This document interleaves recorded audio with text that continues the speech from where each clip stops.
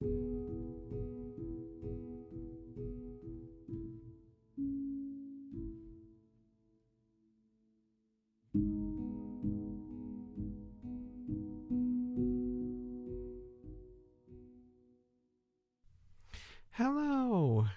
and welcome to Dissecting Philosophy with Dr McDonald. In this episode, I'll be reading and discussing the sections in Nietzsche's Thus Spoke Zarathustra of The Adder's Bite and of Marriage and Children. We also have a great rediscussion of examples of The Dark Crystal, Age of Resistance, which is a recent TV series on Netflix, and the films Clockwork Orange, Gone with the Wind, and Home Alone. So let's get cracking on. Of the Adder's Bite. One day, Zarathustra had fallen asleep under a fig tree because of the heat, and had laid his arms over his face.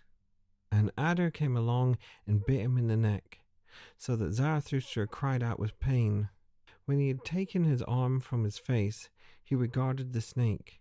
It recognized Zarathustra's eyes, turned away awkwardly, and was about to go. "No, don't go," said Zarathustra. "You have not received my thanks. You've awakened me at the right time. I still have a long way to go." "You have only a short way to go," said the adder sadly. "My poison is deadly." Zarathustra smiled. "When did a dragon ever die from the poison of a snake?" he said. "But take your poison back. You are not rich enough to give it to me." Then the adder fell upon his neck again and licked his wound. When Zarathustra once told this to his disciples, they asked, "And what, O Zarathustra, is the moral of your story?" Zarathustra answered the question thus: "The good and the just call me the destroyer of morals. My story is a moral. When, however, you have an enemy, do not requite him good for evil, for that would make him ashamed, but prove that he has done something good for you. Better to be angry than make ashamed. And when you are cursed, I do not like it that you want to bless. Rather, curse back a little. And should a great injustice be done you, then quickly do 5 little injustices besides. He who bears injustice alone is terrible to behold. Did you know this already? Shared injustice is half justice, and he who can bear it should take the injustice upon himself. A little revenge is more human than no revenge at all. And if the punishment be not also a right and an honor for the transgressor, then I do not like your punishment. It is more noble to declare yourself wrong than to maintain you are right, especially when you are right. Only you must be rich enough for it. I do not like your cold justice, and from the eye of your judges there always gazes only the executioner and his cold steel. Tell me, where is the justice which is love with seeing eyes to be found? Then devise the love that bears not only all punishment but also all guilt.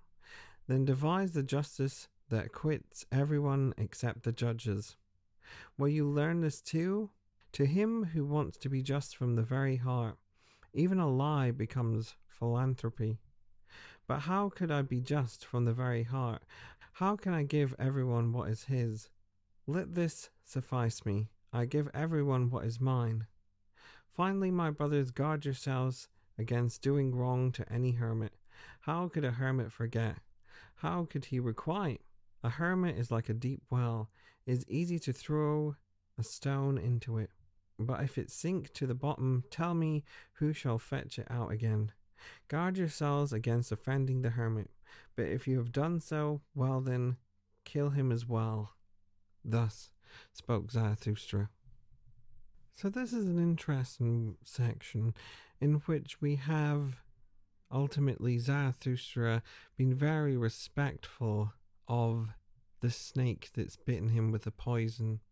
And it goes into the deeper way in which we have Nietzsche saying that when we have someone who is a completely different viewpoint from ourselves, of course, there's that wonderful conflict and clash of ideas and opinions that happen, but we shouldn't try to have them rethink their position or reevaluate their own ideas, but rather we should try and take something from what they say and try to see the benefit in a very constructive way in what they say and how it affects our own argument.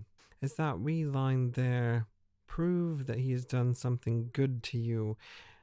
So, in the traditional sort of sense of a debate, you have sort of two positions going against each other, arguing for the benefits of one, and then the other person arguing for the benefits of their position, and then you have that wonderful clash and goings on between two vastly different viewpoints, and then ultimately you're meant to have a winner at the end of that, where whoever's argued their position better than the other would have won. Here we have Nietzsche saying, well, yes, we have this whole idea of a clash and debate that could happen, but at the same time, it's much more beneficial for us if both sides take something away from each other's position, rather than trying to completely subvert what the other person says or ignore it or just completely outright say that it's complete rubbish, that they have good valid points that they're trying to make, and that affects what you're trying to say and vice versa. We also have a really interesting play into our emotions that Nietzsche's tackling here as well. It's better to be angry than to be ashamed, and don't want to bless, rather curse a little. And also that fantastic line, a little revenge is more human than no revenge at all.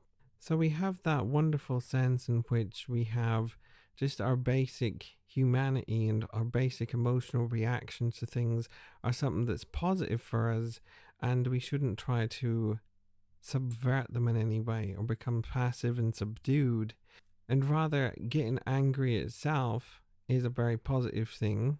And we could say, well, on the revenge side of things, isn't that incredibly negative? Because we can become incredibly hateful, we can become monstrous as characters in a way, and really heinous individuals if we solely have anger and sort of revenge as our motivation for what we're doing.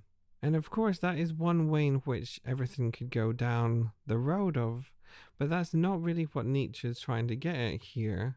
Rather, it's perfectly natural for us to get upset with things, and if something makes us angry, and if something positively we want to go out and attack it in some way, that's a very healthy thing for us.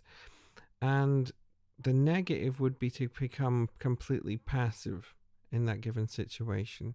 I'm thinking here of the fantastic line from that Rage Against the Machine song of Freedom, in which it says, "Your anger is a gift." And the same sense here is your anger is a gift because it's allowing us precisely that point of resistance and point of challenging how people think, becoming angry with how things are. And if you're not angry with how things are, then you precisely can't change anything at all. And Nietzsche's also not explicitly touching upon, but it does, whether it wants to or not, is the Christian ethical side of things, where you have the whole passivity come out of it, where we have it in Matthew 5:38-40, and you have that wee section there. "You have heard that it was said, eye for eye and tooth for tooth. But I tell you, do not resist an evil person. If anyone slaps you on the cheek, turn them the other cheek also. And if anyone wants to sue you and take your shirt, hand them over your coat as well." So in the Christian ethics side of things, we have precisely the opposite argument, that it's not a great idea for revenge or anger whatsoever. In fact, turn the other cheek completely. And from the Christian side of things, why is that the case? Because in doing so, you become exactly like the person that you're up against, this criminal. And so you're lowering yourself as an individual. And then on the other hand, as well, what do they want is just solely material, temporal things that don't really hold any much value in the overall greater picture. Because what does matter, of course, is the afterlife and your spiritual well being, and not really caring so much about clothes and your overall material existence. That's lesser important than your overall spiritual well being. And then from all this, we can see, well, the fantastic clash that Nietzsche then brings up the point of, well, if someone's going to do you wrong, in fact, the complete wrong action for you to take would be to say, well, actually, no, just take the coat, take my shirt, and so forth. No, I'm actually going to get angry about this. I'm actually going to do something. They're breaking the law. I need to challenge what they're doing. And I'm not just going to roll over and passively accept exactly what's going to happen to me. And of course, you can take this on a sort of political level as well to say, well, it's completely not acceptable for citizens as well to roll over and turn the other cheek when there ever is the whole level of oppression of whatever it is going on. I watched recently as well, fantastic Netflix series, Dark Crystal, Age of Resistance, and from that as well, you have the tyrannical bad guys called the Skeksis, and then you have your oppressed race called the Gelfling. And what's fantastic about that TV series is that you have the Skeksis ultimately have this situation where the Gelfling completely just passively goes along with whatever the Skeksis do, and eventually gets to the point where the Skeksis start using them, the Gelfling, in order to kill them so then they can get their essence, as they call it, and drink it to then they're going to try and live forever, basically. And the whole wrong action, of course, in that given way would for the Gelfling just to passively accept genocide, basically. No, the complete wrong action is just to passively accept. The fact that they get angry is fantastic. The fact that we have that pockets of resistance that then starts to build up and so forth in the TV series is all fantastic because it all challenges this tyrannical rule that's placed upon them. And so they get more out of not being this passive, subdued race, but actually by coming together and going against the whole tyranny of the Skeksis, then the Gelfling themselves almost develop as a species, you could say.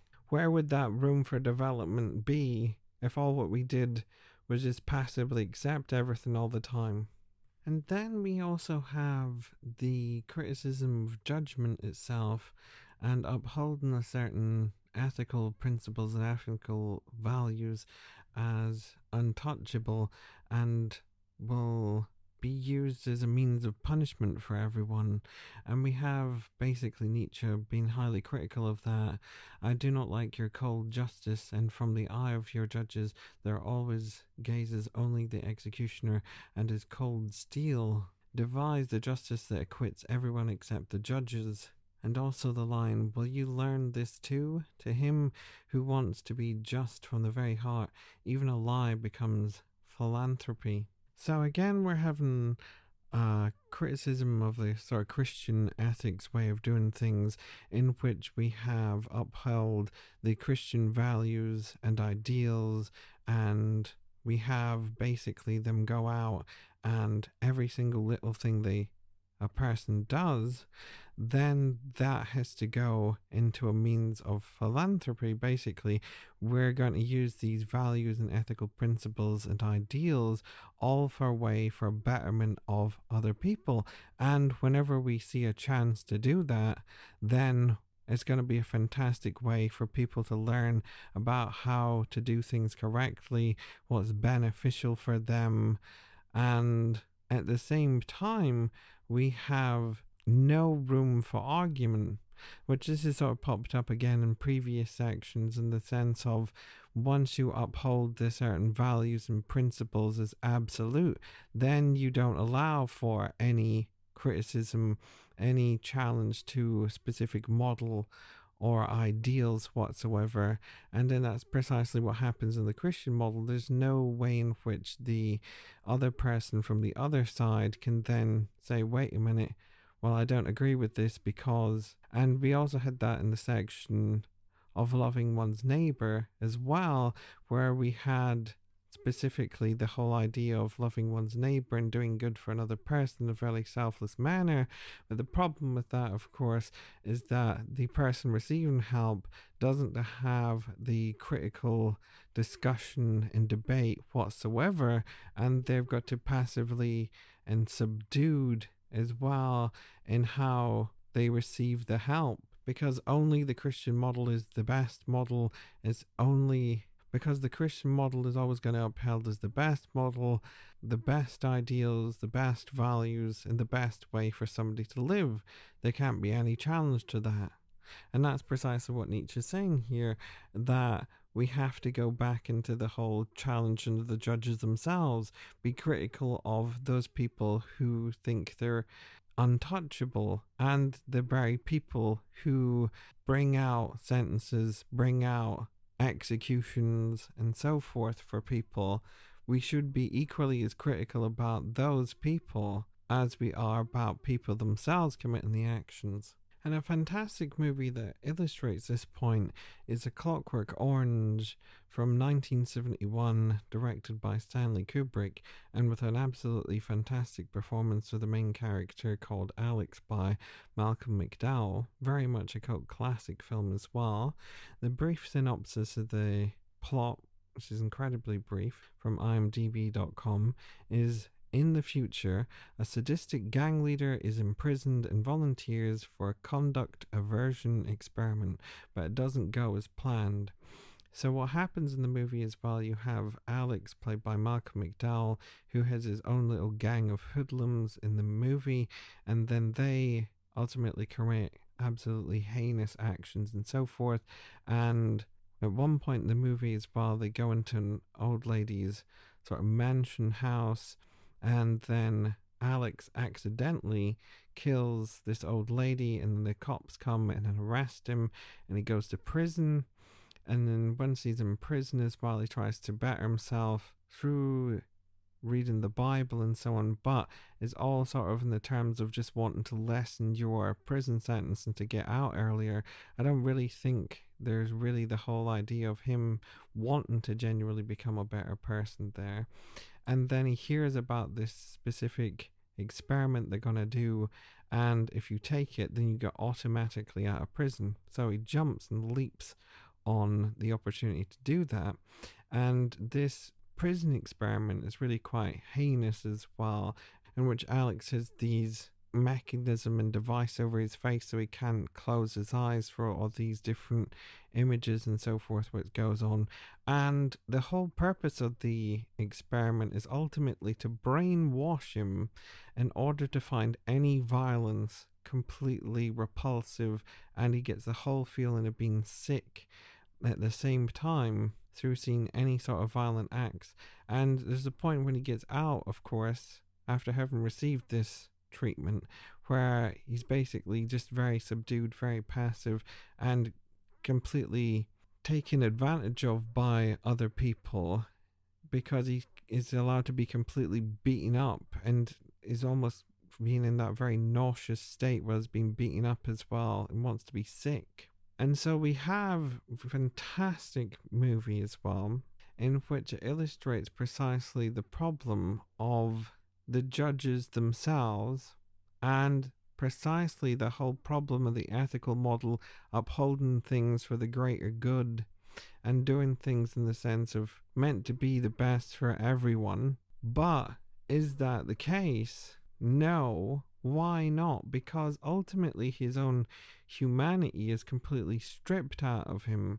He's not allowed to make any sort of choices whatsoever, even if it's just the very basic one, being able to defend yourself. He's incapable of that. And so it was making a sort of beautiful point as well that not that violence is acceptable or that murder is acceptable or anything like that in the film, but rather what Nietzsche's talking about in this section for the Adder's Bite, that ultimately anger is perfectly fine because Alex is quite an angry teenage boy in the movie as well. And he got into the whole thing of, well, surely we need to get to the depths of why he's angry, what's going on within the whole social thing about what is going on within his whole life and so on, rather than trying to just go and subvert whatever he's doing and all his actions according to a given experiment. Rather, we need to do a deeper delve into Alex as a person and help him resolve those tensions and problems that he has and why he's angry and how he can express himself in a much healthier way and so on. And what's great about the whole thing about the movie as well is the complete thing about the politician as well that's connected with the whole experiment in the movie then tries to make himself look good by reverting the whole process and moving it back to how he was beforehand. And then Alex meant to get himself a good job and so on, and his hand fed as well by the politician because he was beaten up so badly. No, it's not because he was beaten up so badly, it's because he actually attempted suicide as well. It became so bad in the movie that he literally attempted suicide by jumping out of a window. He couldn't bear it anymore because it was people had trapped him basically from a previous heinous action that he committed, and he jumped out the window. So again, it's the whole thing there of, well, people who you think are good there actually can do really horrible actions. You never truly know somebody. A good person that's meant to be good can actually be a really evil person through meant to be upholding this idea of good in the first place. You get that whole sort of mentality in like witch finders and so forth. Meant to be a good person because they're meant to be upholding the ideals. Moving on to the next section then, of marriage and children. I have a question for you alone, my brother. I throw this question like a plummet into your soul to discover how deep it is. You are young and desire marriage and children. But I ask you, are you a man who ought to desire a child? Are you the victor, the self-conqueror, the ruler of your senses, the lord of your virtues? Thus I ask you. Or do the animal and necessity speak from your desire, or isolation, or disharmony with yourself? I would have your victory and your freedom long for a child. You should build living memorials to your victory and your liberation. You should build beyond yourselves. But first, you must be built yourself, square built in body and soul. You should propagate yourself not only forward, but upward.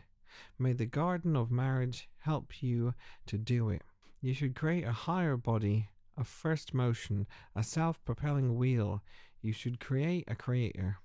Marriage, that I call the will of two to create the one who is more than those who created it. Reverence before one another, as before the willers of such a will, that I call marriage. Let this be the meaning and truth of your marriage, but that which the many too many, the superfluous, call marriage. Ah, what should I call it? Ah, this poverty of soul in partnership. Ah, this filth of soul in partnership. Ah, this miserable ease in partnership. All this they call marriage, and they say their marriages are made in heaven. Well, I do not like it. This heaven of the superfluous. No, I do not like them, these animals caught in the heavenly net. And let the God who limps hither to bless what he has not joined stay far away from me. Do not laugh at such marriages. What child has not had reason to weep over its parents? This man seemed to me worthy and ripe for the meaning of the earth. But when I saw his wife, the earth seemed to me a household for the nonsensical. Yes, I wish that the earth shook with convulsions when a saint and a goose mate together. This man set forth like a hero in quest of truth, and at last he captured a little dressed-up lie. He calls it his marriage. That man used to be reserved in his dealings and fastidious in his choice, but all at once he spoilt his company once and for all. He calls it his marriage. That man sought a handmaiden with the virtues of an angel, but all at once he became the handmaiden of a woman, and now he needs to become an angel too. I have found all buyers cautious, and all of them have astute eyes, but even the most astute man buys his wife while she's still wrapped. Many brief follies, that is what is called love with you, and your marriage makes an end of many brief follies with one long stupidity. Your love for woman, and woman's love for man, if only it were pity for suffering and veiled gods. But generally two animals sense one another. But even your best love, too, is only a passionate impersonation, and a painful ardour is a torch which should light your way to higher paths. One day you shall love beyond yourselves, so first learn to love, for that you've had to drink the bitter cup of your love. There is bitterness in the cup of even the best love. Thus it arouses longing for the Superman. Thus it arouses thirst in you, the Creator. A creator's thirst, arrow and longing for the Superman. Speak, my brother, is this your will to marriage? I call holy such a will and such a marriage. Thus spoke Zarathustra.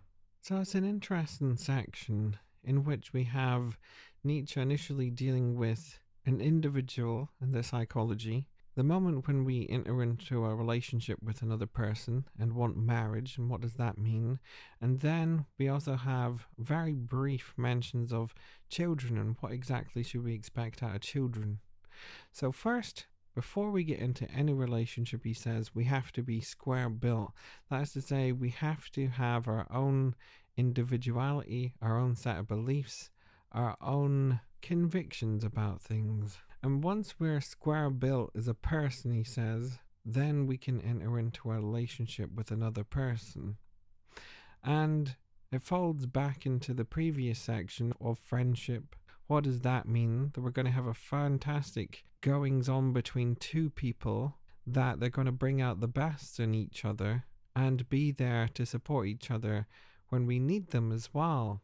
And what does marriage do in the midst of all this is that you have ultimately this whole setup in which you are bound into a set of rules and regulations and exactly what you're meant to do and not do. And that's all fine, of course. But he's also saying once we have marriage, then people are not necessarily going to get married because they're going to bring out the best in each other. Quite the opposite of that. In fact, it might be an arranged marriage, or it might be for money. And then we got to think as well about the history of marriage as an institution, and the idea of romantic love and marrying someone who we love is a very, very modern idea as well. Because before the idea of romantic love and marrying someone who we love, it was very much in the whole idea and sense of an arranged marriage. Why was arranged marriage so strong? Is because of the sense of you marry your children off to another family, and then the two families come together, and then you're ultimately stronger together. In the sense of you can have it in a family of farming and sort of farming setup in which two families have an arranged marriage, and so they ultimately have more farming land to work off of. And so we have the idea here of marriage is very much not in the idea of romantic love. And then also in Nietzsche, here we have, let's say, a free spirit, creative individual. They're free to go and do what they want. Have your brief follies, as he says. And then as soon as you get rid of all those brief follies, what do you get into? One long stupidity. You've got to get rid of all that. And also it's a sign of the dangers as well of, well, if we end up in marriage as an institution, what do we get rid of is all that creativity, all that whole sense of that personality, individuality, and so forth getting stripped out of someone as they have to conform to the whole marriage institution and set up and how it works. And so you're sort of sapped of your creative energy. when you are married, there's no more creativity whatsoever. And then movie example to sort of back up marriage as an institution and not getting married for genuine romantic love is from Gone with the Wind from 1939, in which we have the fantastic character played by Vivian Leigh in the movie, who plays a character called Scarlett O'Hara, in which she actually gets married 3 times in the movie. And the first time, it's despite her genuine love interest in the movie, and it's sort of an unrequited love as well, because she loves him but he doesn't really love her back. And so she marries a man just despite her love interest, because her love interest is precisely going to marry his cousin. The second time she gets married in the film is purely for financial reasons, because it's during the American Civil War, and it's sort of just to secure herself as well, to make sure her estate doesn't fall into ruin and so on. And then that sort of folds into the third reason she gets married. Post the death of her second husband, she marries again, very much for convenience sake, because the man that she marries is ultimately very wealthy. And so the whole sort of institution of marriage and that given examples in the movie's got nothing to do with the idea of romantic love whatsoever. And it's all just about being able to secure yourself financially and being able to make sure that your everyday life is secure. Of course, we can be highly critical of Nietzsche here, because he's again very negative about women, in the sense of a man is a free creative individual, and then what happens is he falls in love with a woman, and then what does that woman do is sap him of all that creative personality and individuality that he has, which again you can say completely rubbish, because even regardless of someone's gender whatsoever, so even in a homosexual relationship, it doesn't have to be heterosexual, going back into his whole idea of friendship again, that the whole marriage setup should be that you bring out the best in whatever relationship that you're in.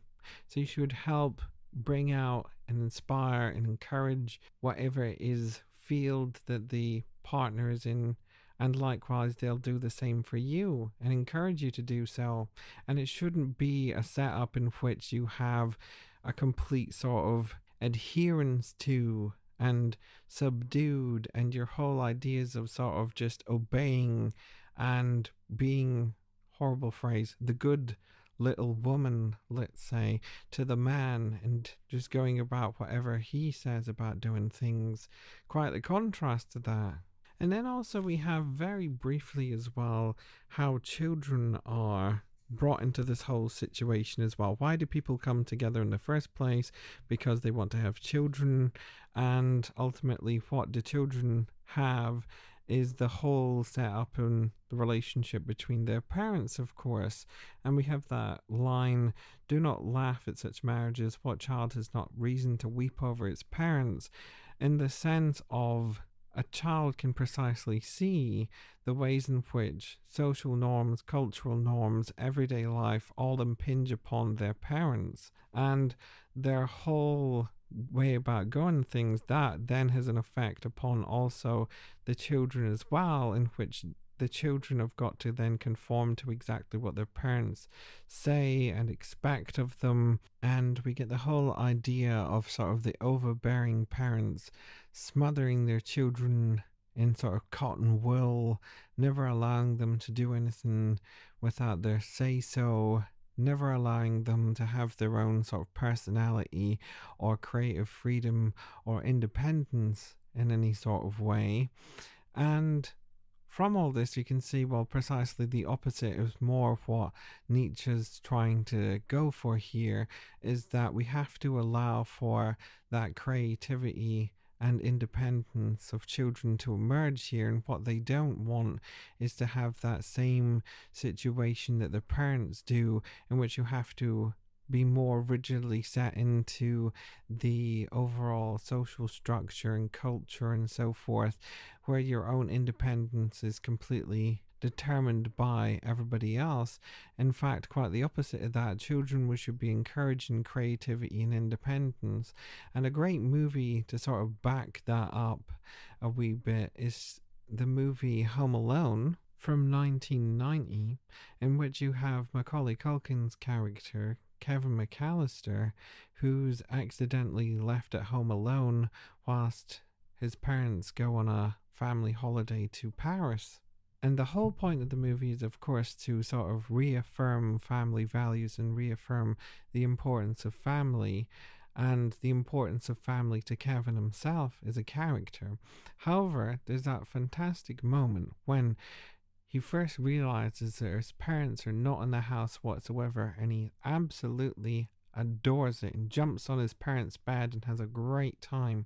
And the whole point about that scene, of course, is that's what we should allow children to do. Of course, not jump on the bed and go mental, but look at how happy a child can be if you allow for that creative freedom and independence to take place, because all that happiness comes out of precisely lifting the familial structure off of him and allowing him to have the freedom to do what he likes within his own space.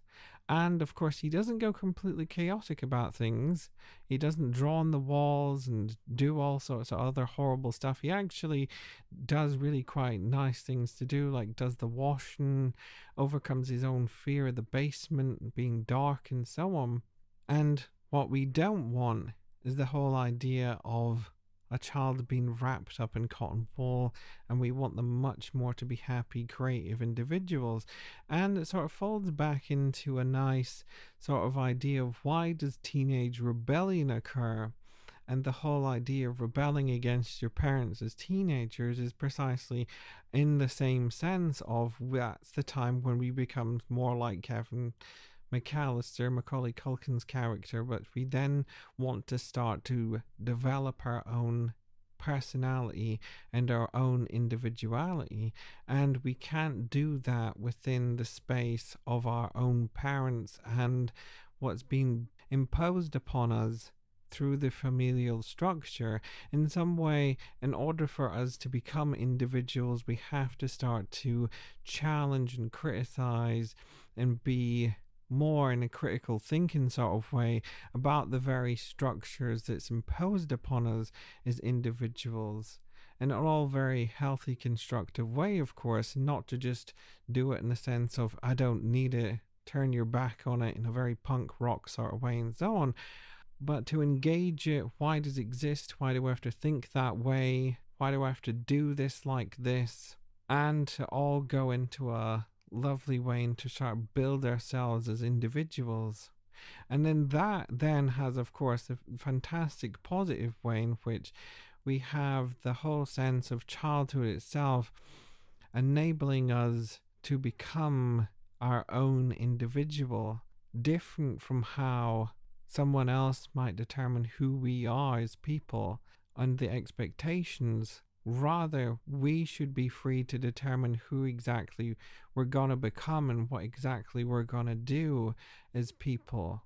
And that manages to lovely go back into the whole purpose of a relationship as well. Once we are able to then develop ourselves as an individual and build that basis, as Nietzsche says, for who we then are, then we're able to have fantastic relationships with other people, enter into marriage with another person, and have a very beneficial relationship and meaningful experience with somebody else, rather than just simply adhering to what other people say, conforming to expectations, and just simply marrying because you have to, or marrying because you don't love another person, and so on. Many thanks for listening to the episode. I hope you enjoyed my discussion of the sections of The Adder's Bite and of Marriage and Children.